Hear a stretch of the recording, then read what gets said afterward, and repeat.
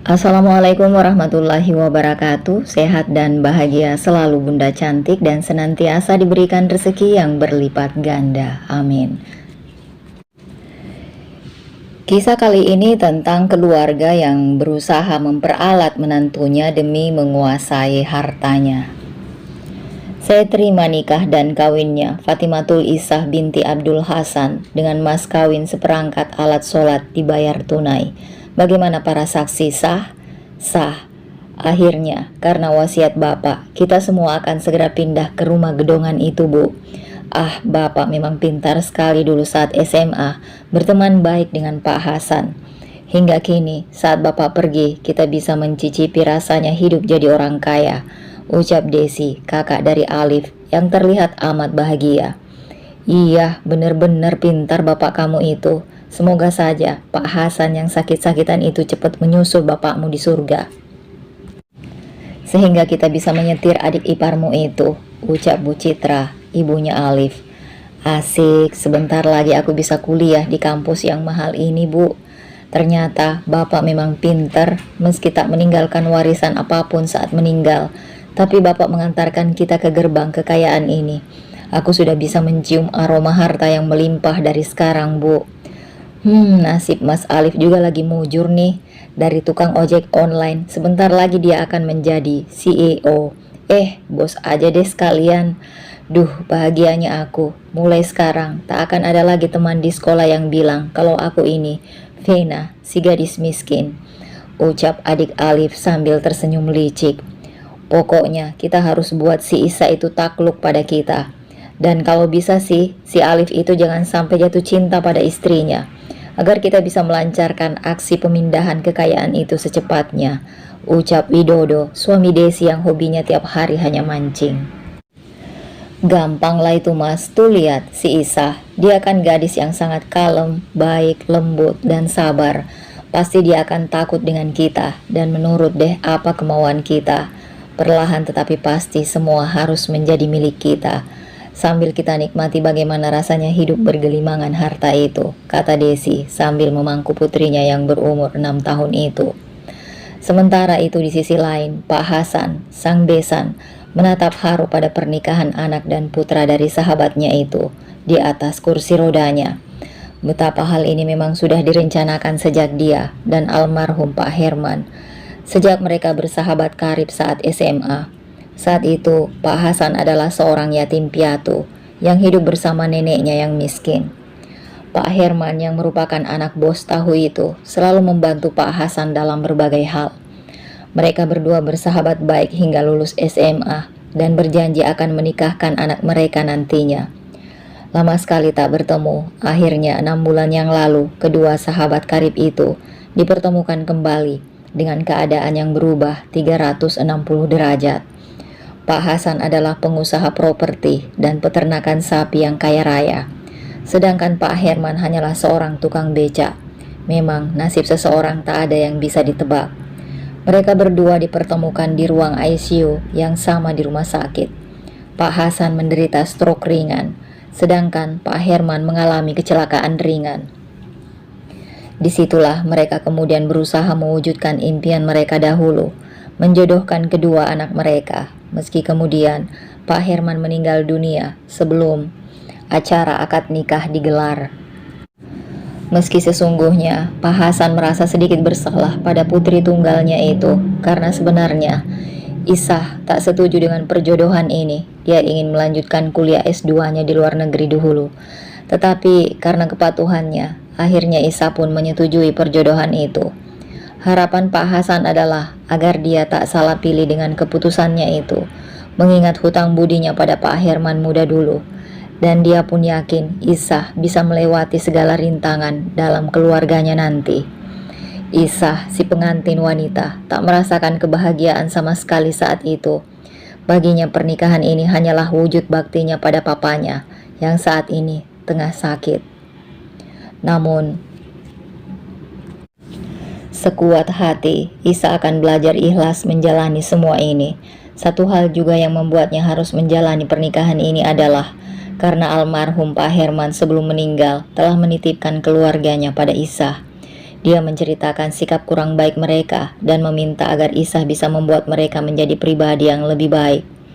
Hal itu membuat Isah bertekad dengan bagaimanapun akan membawa keluarga itu ke rumahnya dan pelan-pelan merubah sikap mereka.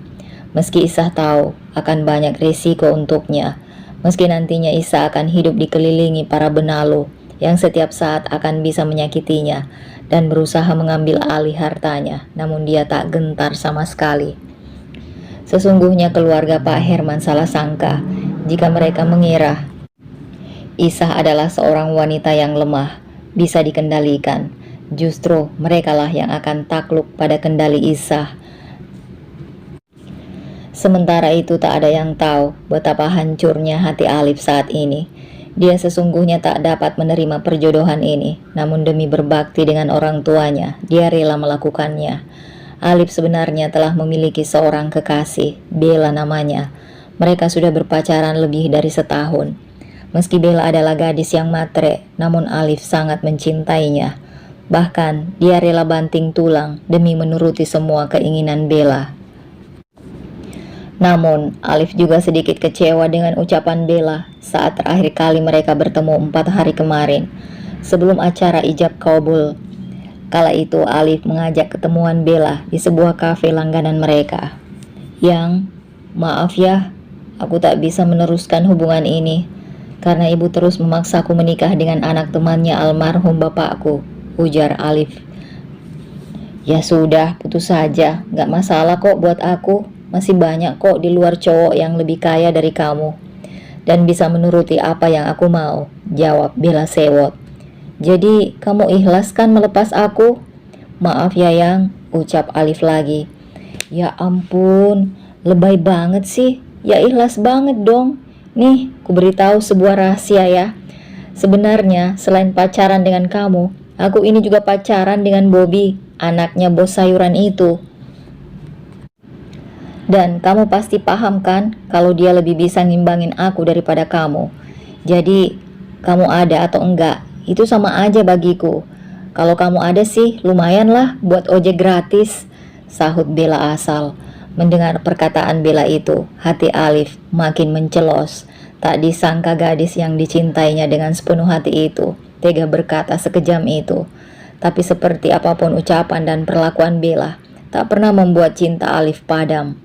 Bahkan meski kini dijodohkan dengan Isah yang bisa dibilang lebih cantik dalam segala hal dibanding Bella pun, tak membuat hati Alif terketuk. Baginya, Isah adalah istri pelebur bakti pada orang tua saja, dan dia pun tak tahu entah sampai kapan bisa melanjutkan pernikahan tanpa cinta ini.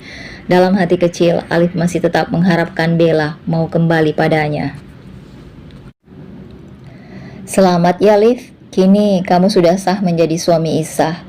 Papa nitip ya, tolong jangan pernah sakiti hatinya. Dan jika suatu saat kamu sudah tak suka dengannya lagi, ceraikanlah dia, ucap Pak Hasan, yang kini jadi mertuanya itu mengagetkan Alif.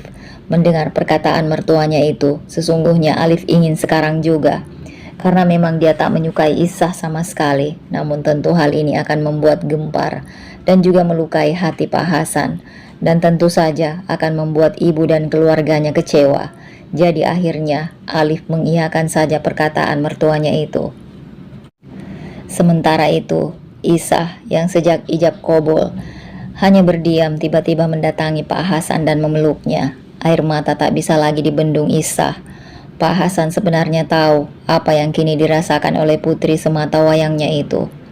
Maafkan Papa ya nak, meski di awal semua terasa berat, tapi insya Allah ini adalah jalan terbaik untuk kamu. Kamu harus selalu sabar menghadapi semua ujian yang akan berdatangan nanti. Ingat pesan Papa, jangan pernah menjadi orang yang lemah, jadilah orang yang cerdik, yang akhirnya bisa membuat semua lawanmu menjadi temanmu.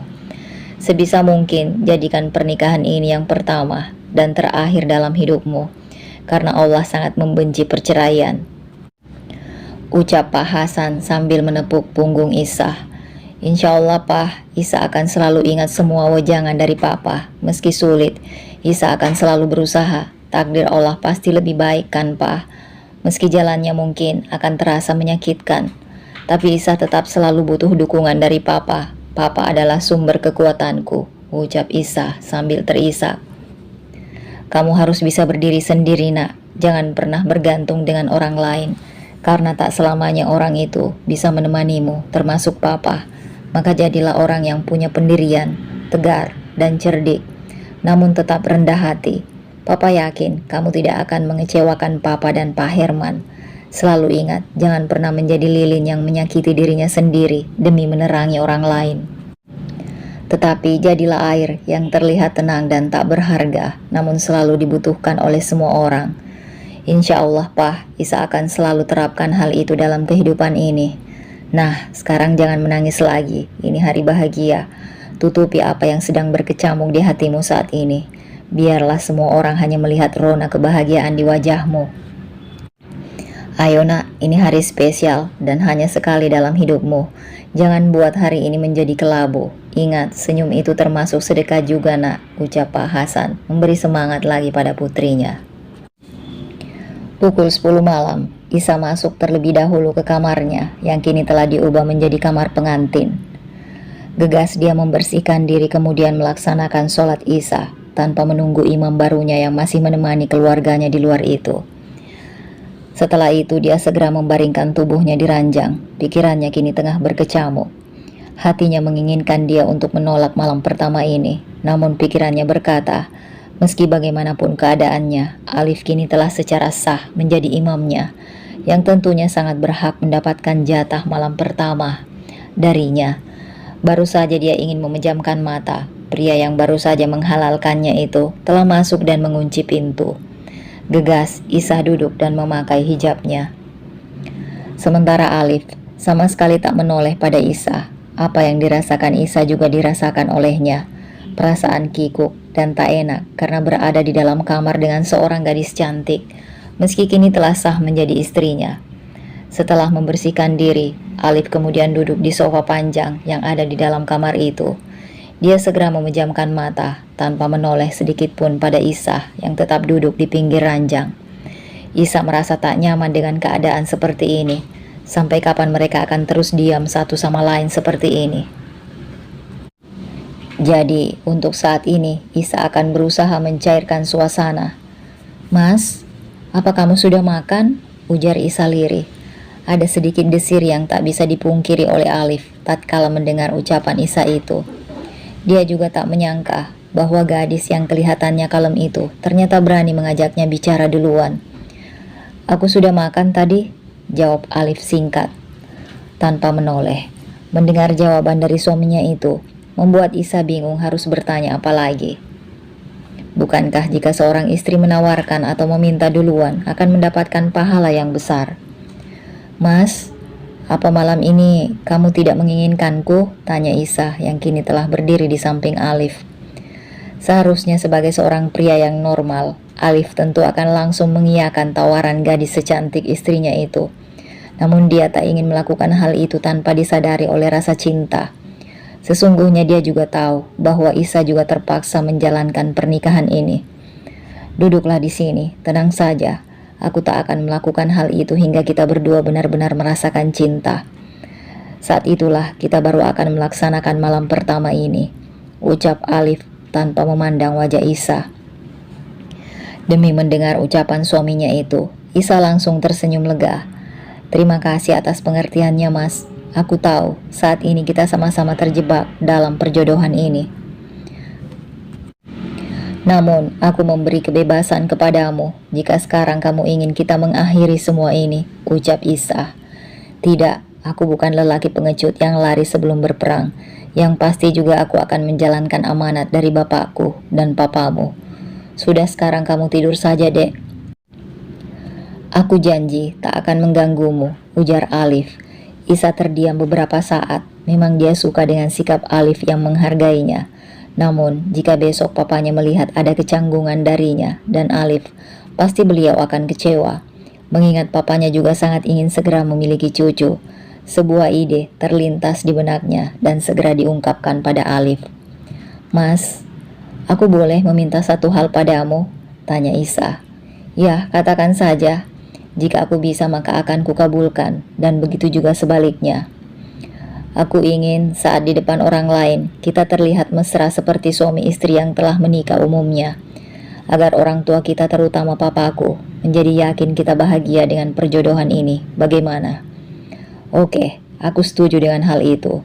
Tapi, apa kamu nggak marah jika mungkin nanti di depan orang-orang kamu ku gandeng atau ku peluk? Ucap Alif yang kini telah menoleh kepada istrinya itu. Nggak apa-apa deh mas. Toh kita ini kan pasangan halal. Untuk awal, anggap saja kita ini teman dekat atau sahabat. Ucap Isa sambil tersenyum. Oke, siap dek. Semoga semua berjalan sesuai rencana kita. Ya sudah, sana kamu pindah. Aku ngantuk banget nih. Ujar Alif yang mulai tak canggung lagi. Iya, pakai ngusir segala. Ingat lo ya, kamu nggak boleh macam-macam dulu. Aku itu laki-laki baik-baik, nggak gampang tergoda oleh wanita. Ya sudah, jangan ngajak ngomong lagi. Ngantuk nih aku. Alif kemudian menutup seluruh tubuhnya dengan selimut. Isa tersenyum melihat tingkah suaminya itu. Dia senang ternyata Alif orangnya baik dan sopan, jauh dari perkiraannya kemarin. Hati Isa kembali lega karena Alif ternyata tak membohonginya. Dia pun akan segera ke kamar mandi untuk mengambil wudhu. Setelahnya dia pun melaksanakan sholat subuh dengan khusyuk. Setelah selesai sholat dan berzikir, Isa kemudian berusaha membangunkan Alif untuk sholat subuh. Dia pun menoel kaki suaminya itu berkali-kali. Liv, ayo bangun, gak sholat subuh kamu. Akhirnya Alif pun membuka selimut yang menutupi wajahnya dan menguap. Apaan sih? Masih malam gini kok sudah ganggu orang tidur? Ucap Alif sambil mengerjap. Malam katamu, ini sudah waktunya sholat subuh, kamu gak sholat? Kata Isa sembari berkacak pinggang. Nanti sajalah, gampang itu, sekarang aku masih ngantuk banget ini. Sungut Alif sembari akan menutup kembali kepalanya dengan selimut. Namun dengan sigap tangan Isa memegang selimut itu dan malah membukanya. Sholat kok nanti sih, waktunya keburu habis. Disuruh sholat kok malah mau tidur lagi. Kamu ya. Tangan Alif sudah melayang dan akan menampar Isa, namun diurungkannya. Apa? Mau nampar? Silahkan kalau kamu berani. Tak mau kalah, Isa pun ikut melotot sempurna ke arah suaminya.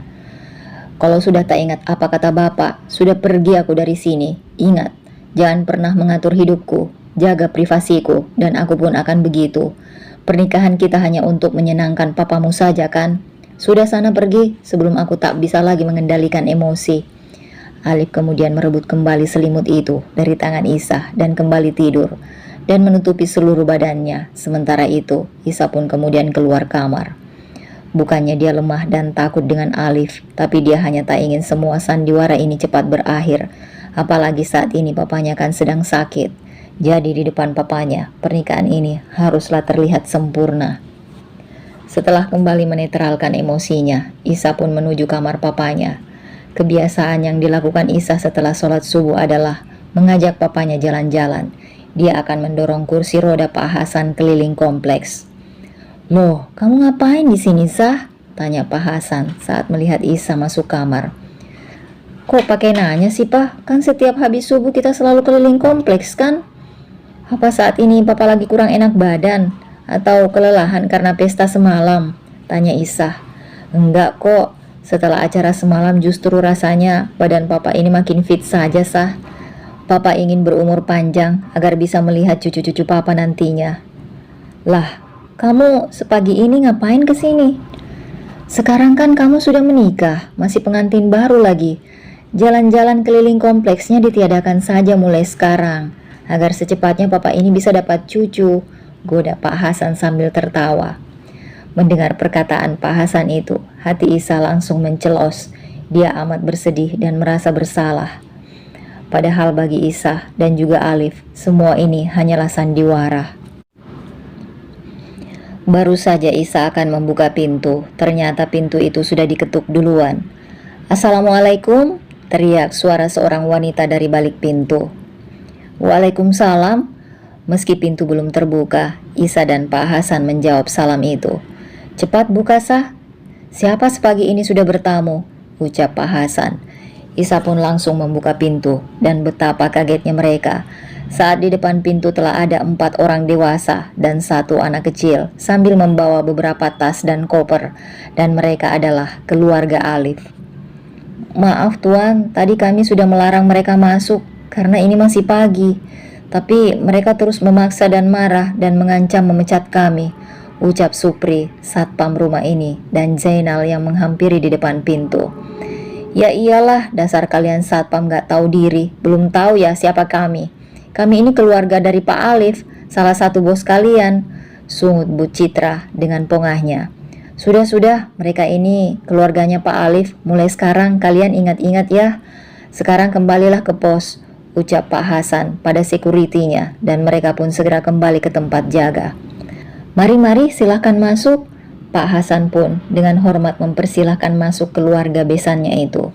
Keempat orang itu pun tanpa rasa sungkan langsung saja masuk sambil membawa tas dan koper berisi pakaian lusuh itu. "Zah, ayo masuk, ngapain kamu bengong lagi di depan pintu?"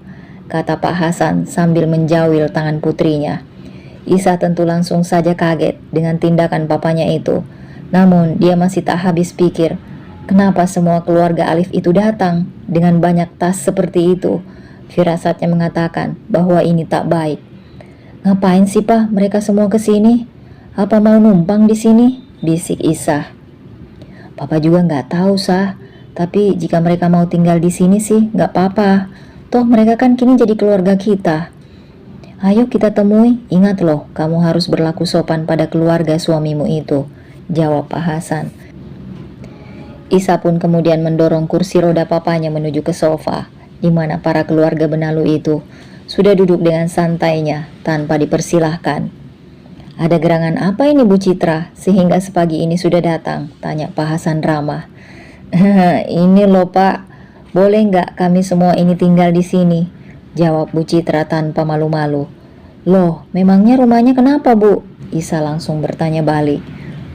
Itu Nak Isa, rumah kami itu sudah rusak, gentengnya bocor semua. Apalagi saat ini kan musim hujan, jadi kami ini bingung. Masa rumah sudah kayak kebanjiran saat turun hujan?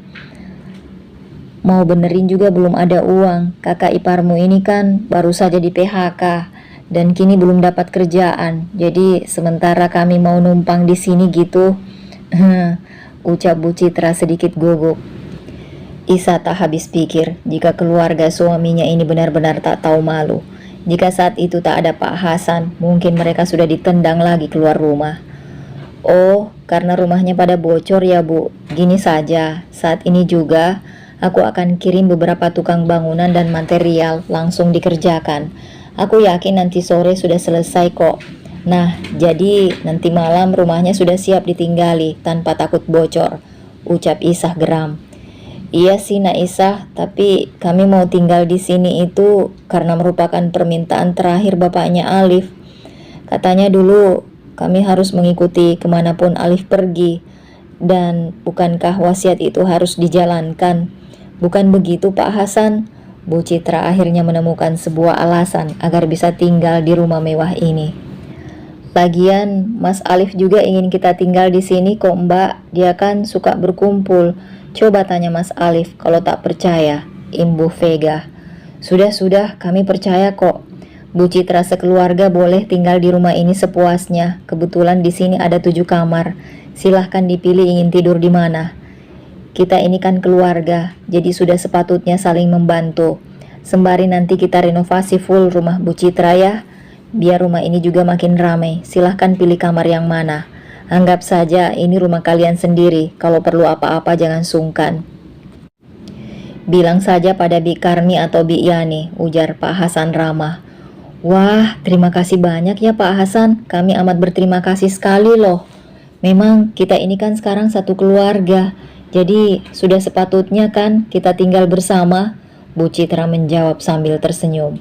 Mendengar ucapan Pak Hasan itu, tentu Bu Citra dan anak-anaknya merasa amat bahagia. Tanpa sungkan lagi, mereka pun segera memilih kamar dan masuk ke kamar masing-masing. Sementara Isah dan Pak Hasan masih tetap duduk di ruang tamu. "Tuh Pak, lihat kelakuan mereka, nggak punya malu banget. Lagian kenapa sih Papa ngebiarin mereka di sini?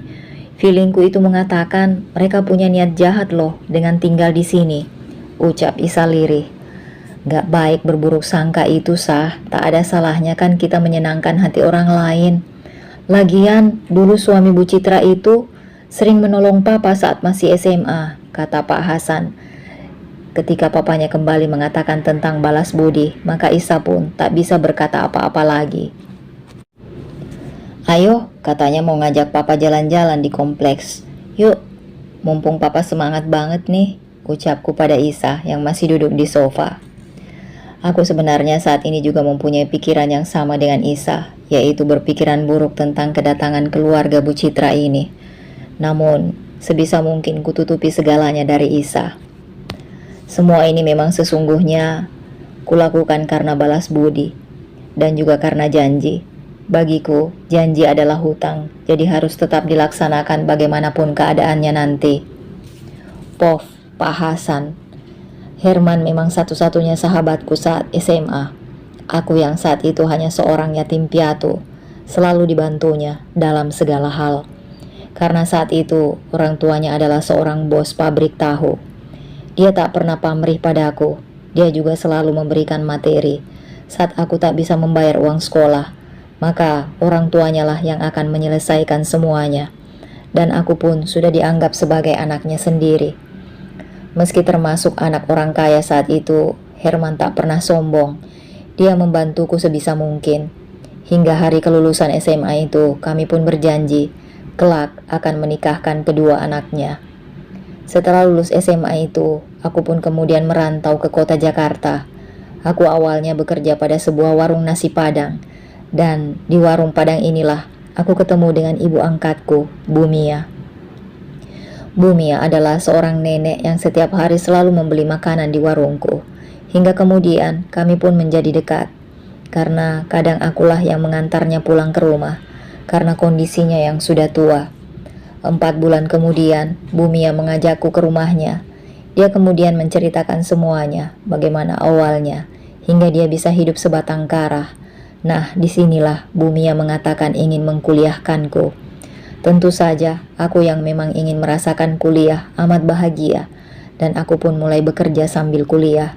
2 bulan setelah itu, Bu Mia meninggal dan menyerahkan semua kekayaannya padaku. Sebuah rumah yang amat besar, serta ada puluhan hektar tanah. Saat itu, aku yang masih muda tentu amat bahagia dan tak menyangka jika perjalanan takdir mengubahku 360 derajat. Setelah tamat kuliah, aku pun mendapat panggilan kerja dari sebuah perusahaan besar yang berada di kotaku. Dan hal ini membuat aku harus menjual rumah peninggalan Bu Mia dan uangnya pun kutabungkan. Sekitar 6 bulan kemudian, aku resign dari tempat kerjaku dan mulai belajar berwira swasta.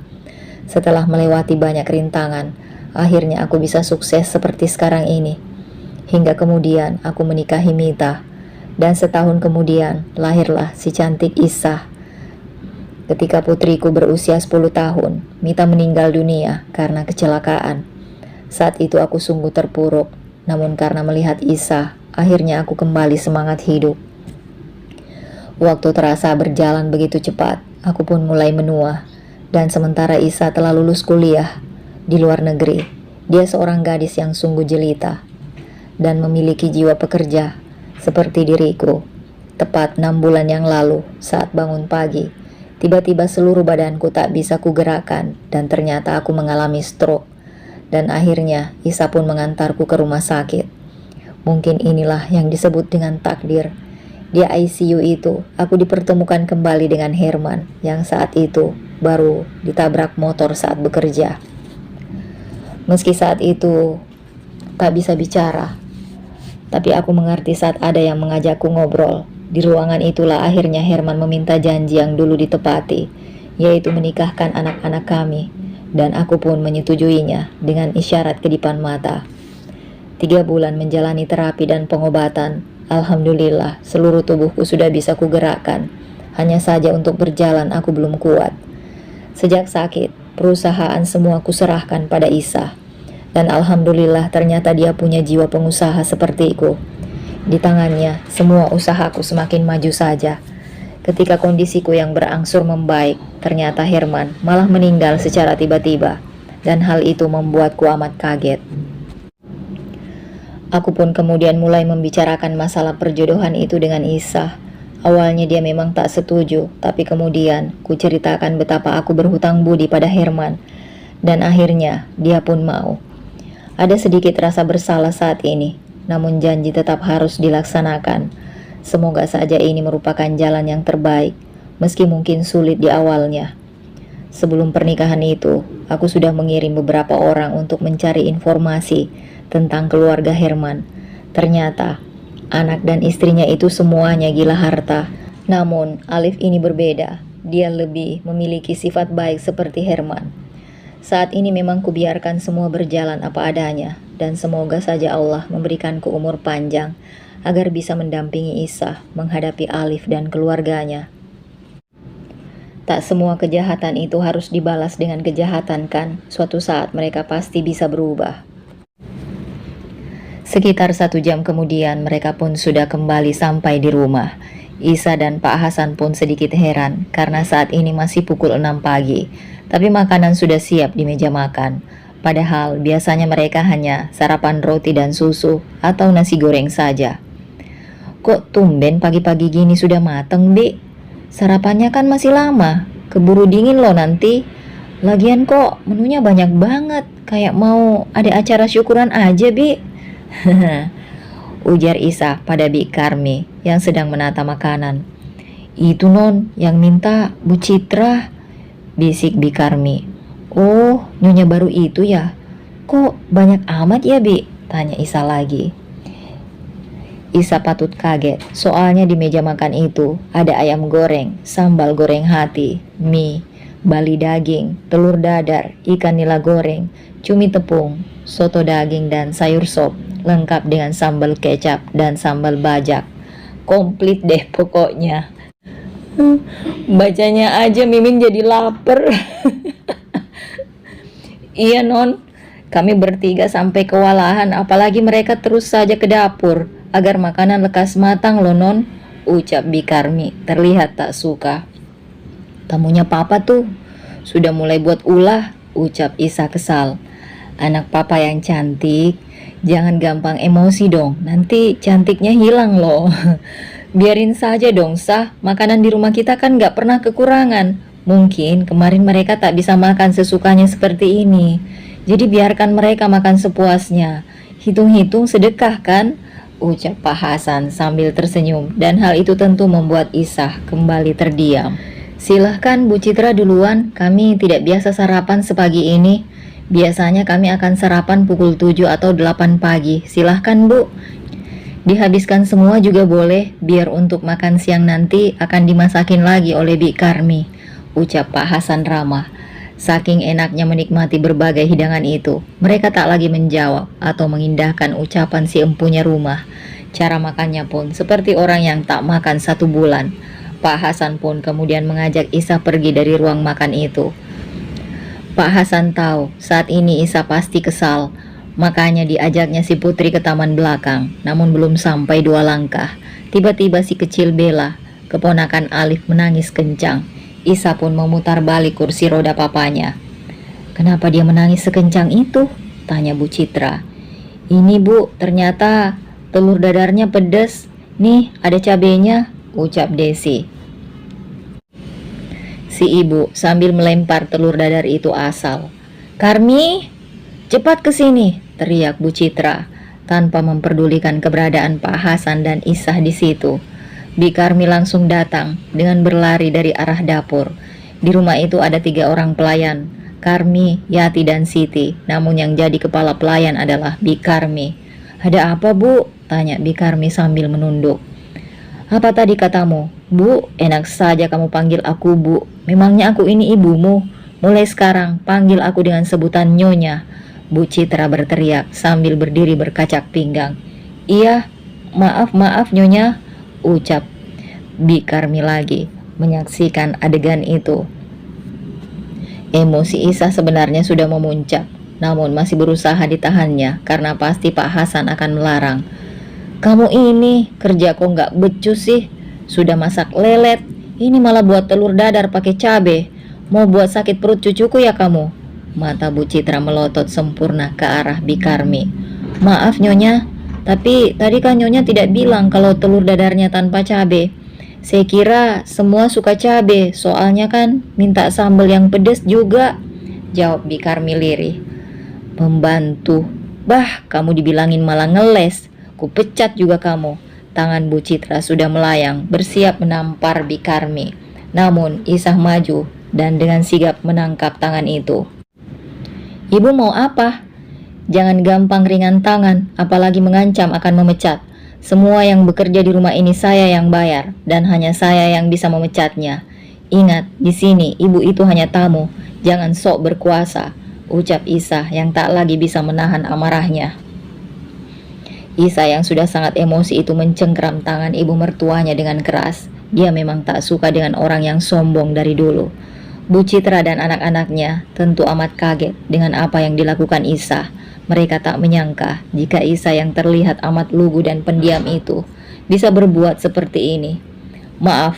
Maafkan ya menantu, Nak Isah. Habisnya aku itu kesel dengan pembantu ini. Kerjaan kok nggak ada yang beres sih, ucap Bu Citra sambil meringis kesakitan. Selain mencengkeram dengan erat, Isah juga sedikit memelintir tangan kiri ibu mertuanya itu.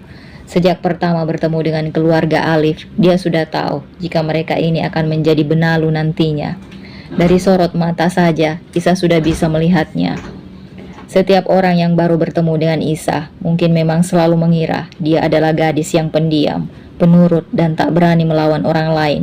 Namun bagi yang sudah mengenalnya, itu hanya kamuflase saja, karena sesungguhnya dia adalah orang yang tegas dalam segala hal. Apa yang menurutnya tak benar, maka akan selalu diprotesnya. Ku ingatkan sekali lagi ya Bu, jangan sok memerintah dan berkuasa di rumah ini, ucap Isah sambil menghempaskan tangan Bu Citra. Isah, apa-apaan kamu nak? Tanya Pak Hasan yang tak suka melihat anaknya berbuat seperti itu. Kalau nggak keterlaluan, aku juga nggak akan berbuat seperti itu, Pak. Hargai dong sedikit jeripayah orang lain, ucap Isah kesal sambil bersedekap dada. Tapi kamu tetap harus bersikap sopan pada orang yang lebih tua. Ayo cepat sekarang, minta maaflah pada ibu mertuamu, ucap Pak Hasan lagi. Mendengar ucapan papanya itu, Isah tak terima karena dia tak bersalah. Kenapa harus minta maaf? Kemudian dia pun meninggalkan ruang makan tanpa pamit dan segera lari ke taman belakang. Maafkan Isah ya Bu, maklum masih muda, masih suka marah. Silahkan dilanjut lagi sarapannya. Karni, bikinkan Bu Citra telur dadar yang mereka mau ya, Pak Hasan berkata sambil tersenyum, yang dibalas anggukan oleh Bikarmi. Sepeninggal Pak Hasan, keluarga benalu itu mulai berbisik sambil melanjutkan sarapan. Tentunya mereka makin besar kepala karena merasa dispesialkan oleh Pak Hasan. Aku nggak nyangka loh Bu, jika si Mbak Isah itu seberani itu, padahal kan kita baru saja sampai di sini. Ternyata sifatnya tak seperti penampilannya ya, ucap Vega sambil makan. Iya bener, ibu juga kaget kok. Apa memang tadi ibu yang keterlaluan ya? Ucap Bu Citra. Ah, enggak kok Bu. Jika aku jadi ibu, malah pembantu tak tahu diri itu langsung kutampar. Sudahlah, biarlah si Isah itu mau ngapain. Yang penting kan Pak Hasan ada di pihak kita. Gak usah khawatir deh, ucap Devi sambil tersenyum jahat. Sementara itu Pak Hasan, Isah, maafkan Papa ya nak. Papa tahu kamu gak suka dengan sikap Bu Citra. Dan jujur, Papa pun tak suka. Tapi sebisa mungkin kita harus berusaha jaga sikap di depan mereka. Apalagi mereka kan keluarga dari suamimu, patut dihormati. Jika memang menurutmu perbuatan mereka keterlaluan lagi, lebih baik tak main fisik, tapi kita main elegan saja. Tak semua harus diselesaikan dengan kekerasan fisik kan? Ingat nak, Papa akan selalu mendukungmu dalam segala hal, karena kamu adalah permata hati Papa. Apapun yang Papa katakan adalah untuk kebaikanmu sendiri nak, karena Papa tak ingin orang lain akan berpikiran dan memberi label yang buruk kepadamu, ucap Pak Hasan panjang lebar. Mendengar ucapan papanya itu, hati Isah meluluh, dan dia langsung memeluk Pak Hasan. Dia pun membenarkan perkataan papanya itu. Kadang kekerasan fisik hanya menimbulkan kesan buruk padanya, dan dia pun siap melawan apa yang akan dilakukan keluarga benalu itu dengan cara yang cantik. "Kamu nggak ke kantor?" tanya Pak Hasan. "Ya ke kantor, Pak. Ada banyak berkas yang harus kutandatangani," jawab Isah sambil tersenyum. "Alif, nanti kamu ajak ke kantor kan? Beri dia jabatan sesuai keahliannya." Memangnya dia pernah punya pengalaman apa selain jadi driver ojek, Pak?" "Dulu dia pernah bekerja sebagai staf administrasi," kata Pak Herman. "Ya sudah, kalau begitu nanti kupekerjakan di bagian itu aja, Pak." "Tapi, apa nanti suamimu mau diberi jabatan biasa seperti itu?" "Saran Papa sih berikan dia jabatan sebagai wakil direktur. Kebetulan kan jabatan itu lagi kosong." "Tapi apa skillnya mumpuni untuk jabatan itu, Pak? Aku nggak suka sama orang yang main-main." "Saat ini mungkin belum, tapi dia akan bisa belajar. Nanti biar dia ambil kuliah kelas extension juga, karena biar bagaimanapun saat ini dia adalah suamimu, menantuku. Masa iya dia hanya diberi jabatan staf biasa? Papa nggak mau nanti jadi perbincangan para kolega dan karyawan lain," ucap Pak Hasan. "Baiklah, Pak, jika itu sudah menjadi keputusan Papa, aku akan melaksanakannya. Isa bersih-bersih dulu ya, Pak." Dengan langkah gontai, Isa pun meninggalkan taman belakang untuk menuju kamarnya. Namun sebelum dia membuka kamar, Desi, kakak iparnya, memberhentikannya. "Sah, Mas Widodo kan saat ini belum bekerja. Kasihlah dia pekerjaan. Terserahlah apa itu, Sah," ucap Desi sambil tersenyum. "Keahliannya apa, Mbak?" jawab Isa sedikit malas. "Biasanya Mas Widodo bekerja serabutan gitu deh, apa saja. Tapi paling sering sih jadi tukang bangunan." Bingung aku mau ngasih kerjaan apa ya, Mbak?" "Ya kasih kerjaan apa gitu di perusahaan kamu, Sah. Pingin banget punya suami orang kantoran yang tiap hari pakai dasi dan kerjanya pakai tas dan pegang laptop," jawab Desi asal. Mendengar perkataan Desi itu tentu membuat Isah ingin tertawa. Biasa kerja jadi tukang bangunan kok sekarang mau kerja di kantor. Namun sebisa mungkin dia menahan tawa itu agar tak membuat kakak iparnya itu tersinggung. "Memangnya Mas Widodo itu lulusan apa ya, Mbak?" "Kalau nggak salah S2, Sah." "Apa? S2? Sarjana tingkat 2. Kerjanya jadi tukang kuli bangunan." "Iya S2, Sah, SD dan SMP," jawab Desi sambil cengengesan. "Astagfirullahaladzim," ucap Isah sambil menepuk keningnya. Lulusan SMP, pengalaman serabutan dan kuli bangunan. Sekarang minta kerjanya jadi staf. Apa nggak salah itu, Mbak?" "Iyalah, Sah, aku kan ingin hidup lebih baik, Sah. Wajarlah, namanya juga manusia." "Capek terus-terusan miskin," jawab Desi jujur. "Ya nggak salah sih, Mbak, semua orang memang ingin memiliki kehidupan yang lebih baik. Lah, tapi kalau aku mempekerjakan Mas Widodo di kantor sebagai staf, apa dia bisa melakukan tugasnya? Pekerjaan itu jauh berbeda dengan kuli bangunan loh. Rata-rata staf di perusahaanku itu sarjana, Mbak. Ada sih sedikit yang lulus SMA, tapi itu pun lewat seleksi yang ketat.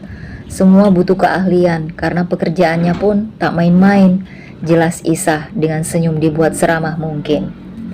"Itu kan perusahaan kamu sendiri, Sah, jadi terserah kamu kan. Apalagi Mas Widodo itu kan sekarang iparmu. Kasihlah pekerjaan yang bagus, yang gak usah ngerjain apa-apa tapi dapat uang banyak gitu tiap bulannya." "Aku kan pingin cepat-cepat kaya, Sah," seloroh Desi. "Waduh, enak banget ya. Aku juga mau, Mbak, kalau kerja kayak gitu. Maaf ya, Mbak, di kantorku sayangnya nggak ada kerjaan yang kayak gitu. Semua ada porsinya masing-masing. Mau hubungan macam apapun, kalau tidak sesuai ya, aku nggak mau lah. Aku nggak mau perusahaanku merugi karena mempekerjakan orang yang tidak sesuai dengan keahliannya.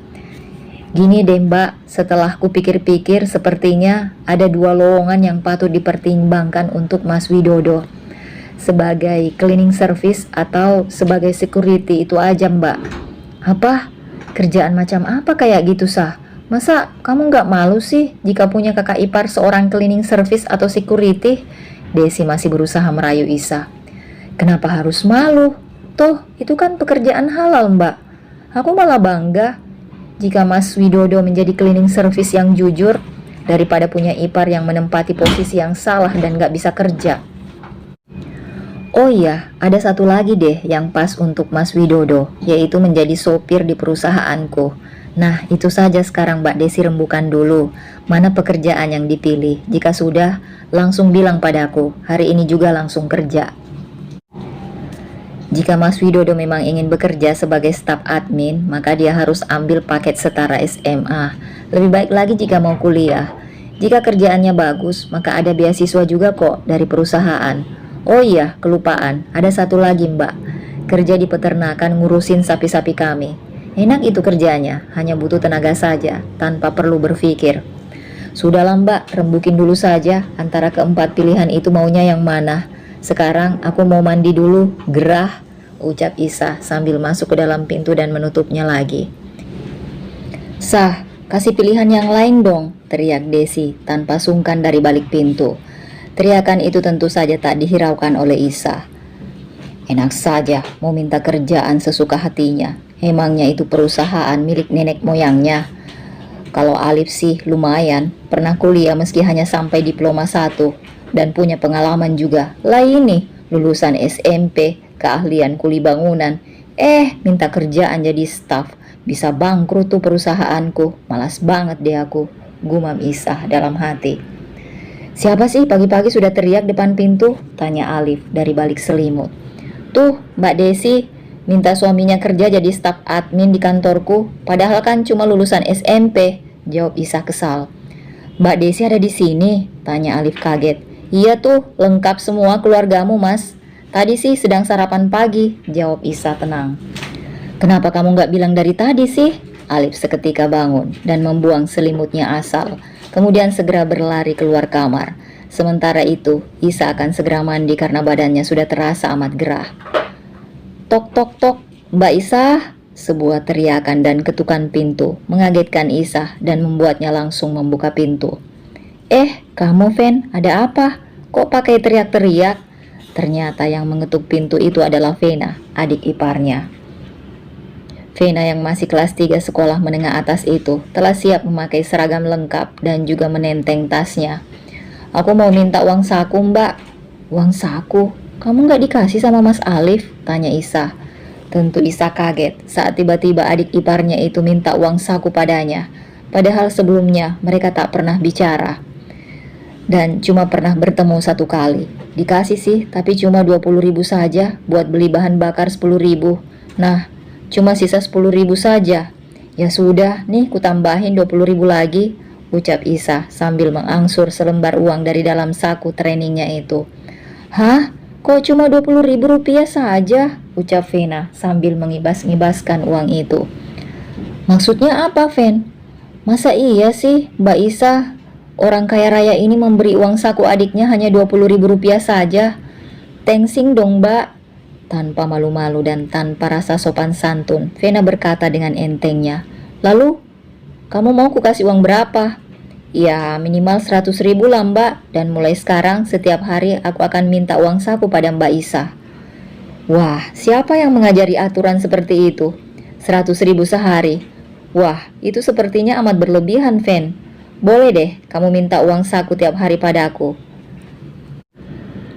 Tapi aku hanya akan memberikan 50.000 saja, karena kurasa itu sudah lebih dari cukup, ucap Isa sambil tersenyum. Mbak Isa nih gak asik banget deh, padahal tuh aku sudah bilang pada semua teman di sekolah bahwa sekarang ini aku sudah menjadi adik dari seorang pengusaha kaya raya. Masa terus cuma punya uang saku 50.000 sih? Enggak ah, aku maunya 100.000 agar aku bisa traktir teman-temanku. Capek tau Mbak, selalu dicibir anak tukang becak mulu. Pelit banget deh Mbak Isa, Vena berkata sambil melotot. Kamu itu loh, minta kok narget sih, gak tahu diri banget. Pokoknya aku cuma mau ngasih kamu 50.000 sehari. Kalau gak mau ya sudah, gitu aja kok repot. Sekolah itu utamanya harus belajar yang benar, bukan malah jadi ajang pamer dan foya-foya belaka. Sudah sekarang, cepat berangkat, aku mau mandi, bentak Isa karena dia sudah mulai kesal pada Vena. Nggak mau, pokoknya aku minta 100 mbak. Pelit amat sih, orang kaya kok kikir banget. Vena masih terus mencoba. Nih, buat uang saku kamu nak. Mulai besok aku akan memberimu uang 50.000 juga setiap hari.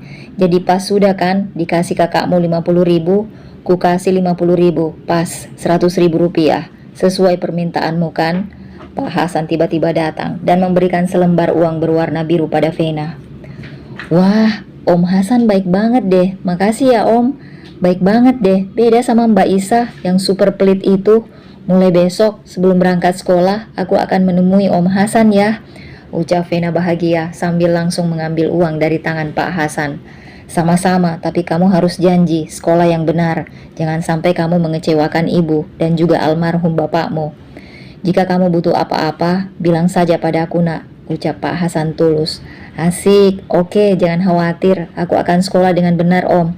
Tapi Om janji harus menuruti semua mauku ya, ucap Vena tanpa malu-malu yang dijawab dengan anggukan oleh Pak Hasan.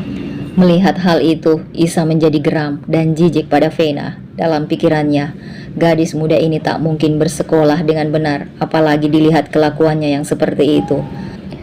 Tanpa pamit pada Isa dan Pak Hasan, Vega pun segera pergi sambil bersenandung. Ya ampun, benar-benar tak punya sopan santun anak itu. Apa memang tak pernah diajari oleh orang tuanya? Gumam Isa dalam hati. Pah, kenapa sih papa berikan uang lagi pada Vega? Dan malah berjanji akan menambahi uang sakunya tiap hari. Lihat tuh kelakuannya, gak tahu sopan santun banget, sungut Isa kesal. Sudahlah Sah, apa sih salahnya berbagi? Bukankah uang 100 itu amat sedikit buat kita?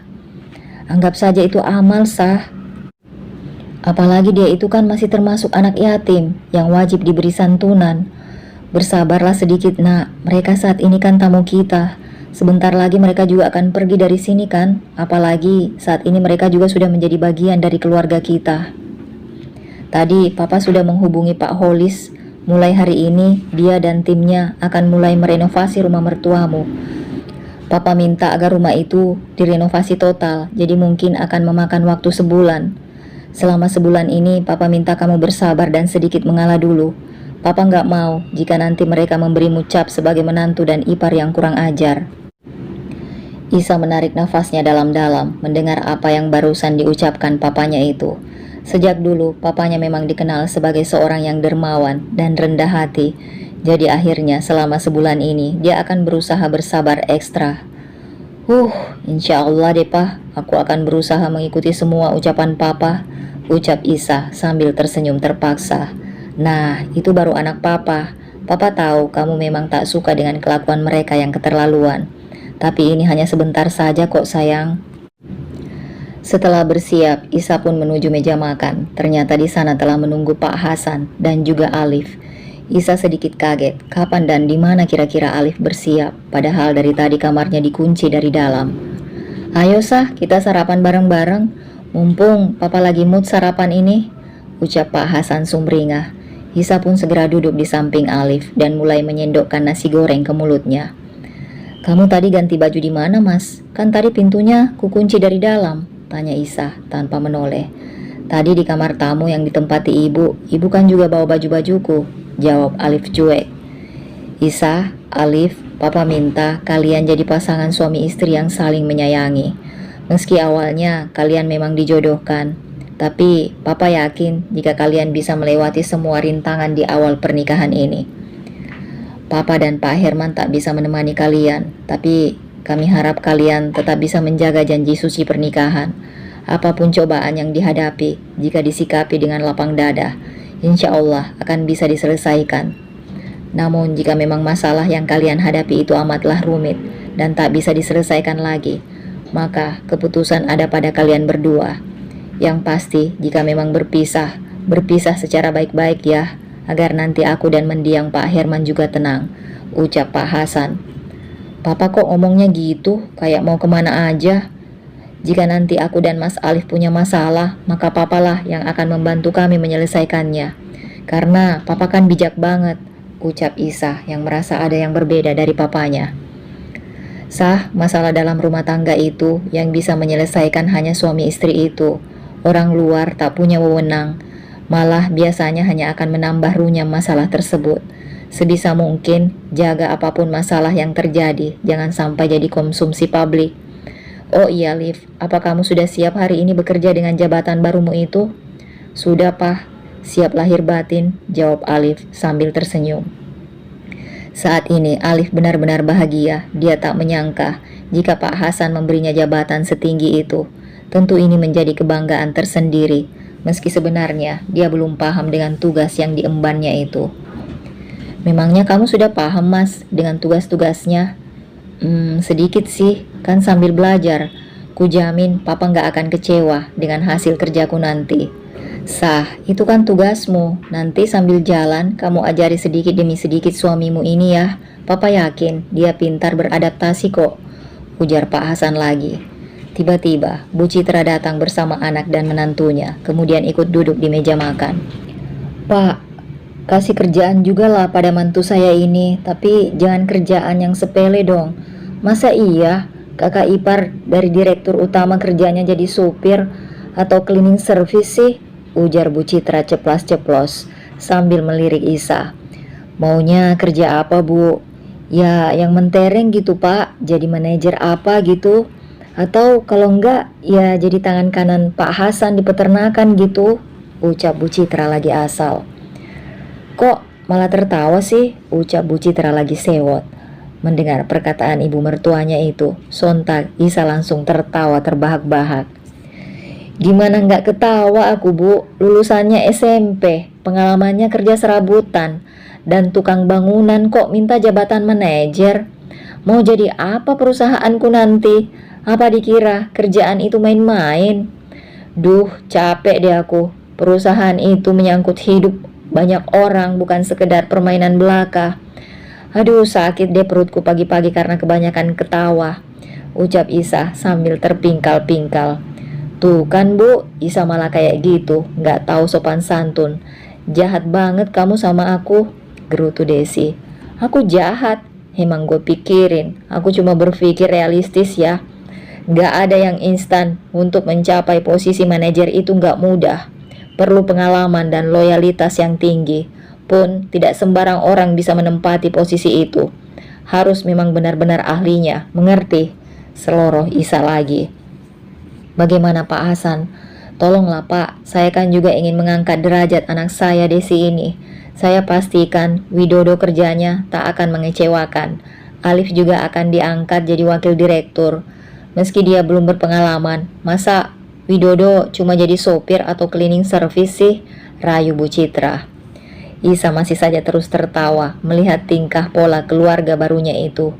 Dia tidak menyangka jika menemui manusia-manusia muka tembok seperti ini. Sementara itu, Alif tak bisa berkata apa-apa. Dia hanya diam sambil terus makan. Baginya, yang penting saat ini, dia sudah diberi pekerjaan yang amat layak, sudah cukup. Masalah yang lain, bodoh amat deh. Begini Bu Citra, apa yang dikatakan oleh Isa itu semua benar. Jabatan manajer itu hanya diisi oleh orang-orang terpilih alias bukan orang sembarangan. Maaf ya Bu, seorang lulusan S1 saja kadang belum berkompeten menduduki jabatan itu, apalagi hanya sekedar lulusan SMP. Tolong jangan mengiri pada Alif. Dia itu menantu saya, jadi wajar saya beri kesempatan dan jabatan yang tinggi. Lagi pula, Alif lulusan SMA dan sudah pernah menjadi staf administrasi. Insya Allah lebih bisa cepat belajar.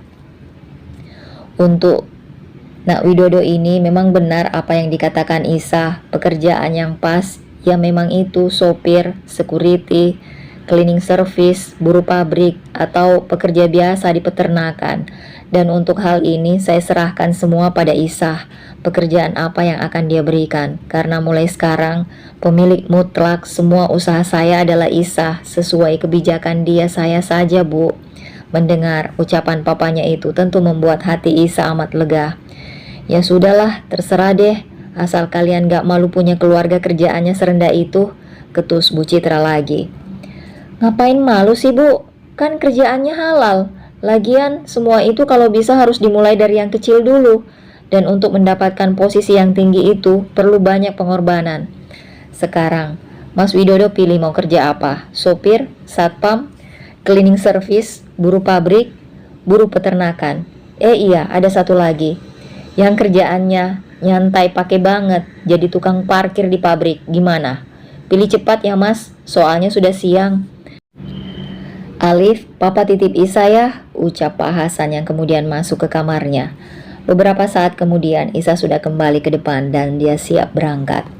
Jadi bagaimana mas? Yuk, aku paling gak suka telat tiba di kantor, ucap Isa tegas. Aku milih jadi sopir aja deh Isa, ucap Widodo. Oke, kalau begitu pekerjaan dimulai dari sekarang. Nanti Mas Widodo tiap hari akan pegang kendaraan kantor ya. Dan harus terus standby, kapan saja dibutuhkan di kantor. Yuk sekarang berangkat. Ketiganya kemudian berangkat ke kantor. Selama dalam perjalanan, ketiganya saling diam, berkutat dalam pikiran masing-masing. Sekitar pukul 10, Isa mulai mengerjakan tugasnya sendiri, mempelajari dan menandatangani berkas-berkas yang telah dipersiapkan. Handphone yang diletakkannya di meja berdering, tanda panggilan masuk dan ternyata itu dari Bi Karmi. Assalamualaikum Bi, ada apa? Waalaikumsalam Non. Itu Non. Bi Karmi mulai menangis. Kenapa menangis? Ngomong dulu Bi, jangan nangis dulu, jangan buat aku khawatir, ucap Isa cemas. Itu Non, Bapak tidak bernafas. Maksudmu? Tidak bernafas gimana maksudnya? Jangan macam-macam deh Bi. Saat saya masuk ke kamar Bapak, beliau sudah tidak bernafas Non. Dan saat dicek sama satpam, Bapak ternyata sudah meninggal dunia, jelas Bi Karmi sambil terisak. Innalillahi wa inna ilaihi roji'un. Aku akan segera pulang sekarang juga Bi, ucap Isa sambil langsung mengakhiri panggilan itu. Dia pun kemudian langsung menuju ke ruangan Alif dengan menangis. Alif yang sedang mengutak-atik laptop barunya tentu langsung kaget. Kamu kenapa Sah? Datang-datang kok menangis? Tanya Alif panik dan langsung berdiri. Ayo kita pulang sekarang juga Mas. Bi Karmi barusan mengatakan jika Papa meninggal dunia, ucap Isa yang kemudian kembali keluar ruangan. Alif pun segera mengikuti langkah panjang istrinya itu. Dalam hati dia juga terkejut, karena baru tadi pagi mereka berbincang di meja makan. Mengapa harus secepat ini, padahal mertuanya itu sangat menyayanginya. Isa pun mengajak serta Widodo pulang untuk membantu. Tanpa banyak kata, Isa menjalankan mobilnya dengan kecepatan tinggi. Dia sungguh tak menyangka papanya akan pergi secepat ini, bahkan tanpa diduga-duga. Pikiran Alif pun saat itu menerawang. Dia kini berpikir untuk segera mengakhiri pernikahan sandiwara ini, karena Pak Herman dan Pak Hasan kan sudah meninggal. Jadi dia tak perlu sungkan lagi. Apalagi sebenarnya saat ini dia juga sudah punya tambatan hati. Bukan tambatan hati sebenarnya, tapi lebih pada gadis incaran, namun dia amat berhasrat memilikinya. Tiba di rumah, Isa langsung berlari menuju ke kamar dan langsung terduduk lemas di ranjang. Pak, kenapa Papa pergi begitu cepat? Isa gak punya teman lagi, Pak. Selama ini kita selalu berdua. Lalu kini Papa pergi. Aku dengan siapa, Pak? Ucap Isa lirih tanpa menangis. Melihat hal itu, Bi Karmi dan beberapa pelayan lainnya menangis. Mereka tahu bahwa Isa kini hanya sebatang kara. Bukankah tadi pagi Papa bilang jika ingin menimang cucu, lalu kenapa pergi secepat ini? Lalu untuk apa perjodohan kemarin itu? Ayo Pak, bangun. Kita keliling kompleks lagi. Nanti kita beli sarapan soto lagi Pak. Bangun Pak, bangun. Jika Papa pergi, Isa sama siapa? Isa terus saja berucap di depan jenazah Pak Hasan yang belum disucikan. Namun tiba-tiba tubuhnya merosot dan lalu terkulai tak sadarkan diri. Para pelayan begitu panik, apalagi saat Isa tak segera siuman. Di sisi lain, ada yang bersorak amat gembira dengan kematian Pak Hasan itu. Bu Citra, Desi, dan juga Widodo kini berkumpul di dalam kamar tamu. Dek, kenapa Pak Hasan tiba-tiba meninggal seperti itu? Tanya Widodo pada istrinya. Mana aku tahu Mas, tadi itu kan aku lagi mandi. Tiba-tiba si pembantu itu teriak-teriak. Ternyata si tua itu sudah koit, ujar Desi sewot. Padahal tadi pagi itu kulihat dia masih segar kok. Meski sedang sakit, tapi dia tetap bugar gitu. Gumam Widodo lagi. Iya sama, aku juga mikirnya kayak gitu. Kok gampang banget dia matinya itu? Padahal sebenarnya orang tua itu baik loh. Bahkan lebih baik lagi daripada Isah yang kayak nenek sihir itu, seloro Desi. Tapi sebenarnya justru dengan meninggalnya Pak Hasan, kita bisa lebih gampang pada mengeruk harta di sini. Isa itu hanya seorang wanita. Rasanya tak sulit jika hanya melawan seorang wanita seperti itu, kata Widodo lagi. Kalau menurutku, enakan kalau Pak Hasan masih hidup. Dia gampang diporoti dan gampang kasihan kan? Beda banget dengan Isah yang kejam dan tega itu, sungut Desi. Aduh Des, kamu itu dari dulu kok oneng banget sih. Benar kata suamimu tadi, justru ini lebih baik jika Pak Hasan itu masih hidup. Jadi semua harta ini masih miliknya. Meskipun saat ini dia sedang sakit, tapi dia masih punya banyak kekuatan. Kamu jangan tertipu dengan kebaikan Pak Hasan loh. Bisa saja itu hanya akal-akalannya aja, agar kita merasa nyaman di sini. Dan bisa saja itu hanya jebakan belaka. Dia hanya ingin tahu bagaimana sesungguhnya sifat kita. Nah, kini dia kan sudah mati. Tugas kita adalah memukul mental si Isa itu agar dia jadi down. Dan saat itu kita akan memintanya menuruti apa keinginan kita. Apalagi kan saat ini dia sedang berduka. Ibu yakin dia akan sangat terpuruk. Dan karena itu kita harus bergerak cepat, ujar Bu Citra panjang lebar dengan senyum liciknya. Rasakan kamu Hasan, akhirnya kamu sekarang bisa reunian sama Mas Herman. Hahaha, Citra kok dilawan. Ibu Citra tertawa terbahak-bahak. Pof, Bu Citra, secara tak sengaja pagi ini aku telah membunuh Hasan, teman lama mendiang suamiku yang kini juga jadi besanku itu. Sebenarnya aku tak pernah punya niat mengakhiri nyawanya, namun tadi ada kesempatan sih. Makanya tak kusia-siakan kesempatan itu. Setelah semua berangkat ke kantor, aku bergegas mandi, sembari menikmati enaknya mandi di bathtub. Khas orang kaya itu, setelah mandi aku pun kembali lapar, dan aku pun menuju ke dapur. Mana si Karmi? Tanyaku pada Yati, salah satu pelayan di rumah ini. Bi Karmi sedang mengantar obat ke kamar bapak, Bu, jawab Yati sambil menunduk. Kau panggil apa aku barusan? Memangnya aku ibumu? Kataku ketus sembari menoyor kepalanya. Enak saja, dia panggil aku Bu. Belum tahu dia jika aku sebentar lagi akan menjadi nyonya besar di rumah ini. Pembantu kayak gini memang pantas dihajar, sekalian juga dipecat tanpa diberi pesangon. Maafkan saya nyonya, saya lupa. Nah, gitu dong. Sekali lagi kamu salah panggil, ku tendang kamu dari rumah ini. Sudah sekarang, buatin aku gado-gado yang enak. Gado-gado nyonya? Iyalah, apa telingamu itu sudah tuli? Gak bisa dengar, cepat buatin.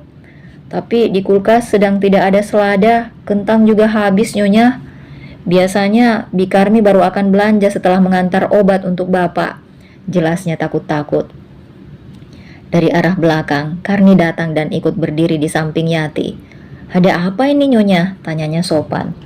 Aku minta dibuatin gado-gado sekarang juga, aku lapar dan aku gak mau tahu, semua komposisinya harus komplit, kentang dan selada juga wajib ada, sungutku sambil berkaca pinggang. Baik nyonya, saya akan belanja dulu sebentar. Ya, jangan lama-lama, sambil menunggu Karmi. Buatkan aku susu coklat dan pisang goreng, gak pakai lama, kutunggu di depan TV, perintahku lagi. Apa bapak sudah minum obat mbak? Ku dengar suara Yati berbisik. Iya, bersihkan kamarnya nanti saja. Saat ini beliau pasti sedang istirahat setelah minum obat, jawab Karmi.